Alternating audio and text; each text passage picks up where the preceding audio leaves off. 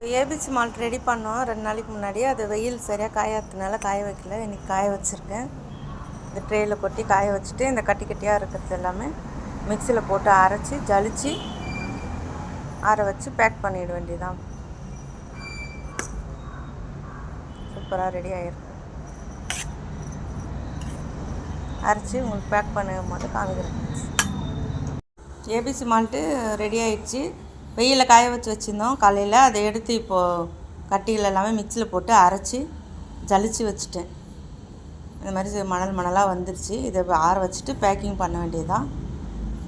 உங்களுக்கு வேணுன்றவங்க ஆர்டர் பண்ணுங்கள். இது அடுப்பில் வச்ச டைம் கணக்கு பண்ணால் 4 மணி நேரம் ஆச்சு.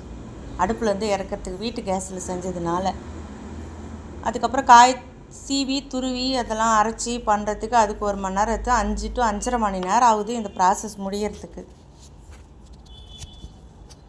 பார்த்து பயந்து தான் பண்ணேன். இருந்தாலுமே மேலே அடித்து மூடி போட்டு பண்ணும்போதே மேலே அடித்து கொப்பளம் போட்டுடுச்சு. அதனால் ஒரு பக்குவமாக பண்ணணும் இதை. உங்களுக்கு வேணுன்றவங்க ஆர்டர் பண்ணுங்கள் ஃப்ரெண்ட்ஸ். இந்த ஸ்க்ரீனில் தர நம்பருக்கு ஆர்டர் பண்ணுங்கள், சப்போர்ட் பண்ணுங்கள். உங்கள் ஃப்ரெண்ட்ஸுக்கெலாம் ஷேர் பண்ணுங்கள். சாப்பிட்டு பார்த்துட்டு எப்படி இருந்துச்சுன்னு கமெண்ட் பண்ணுங்கள். தேங்க்யூ.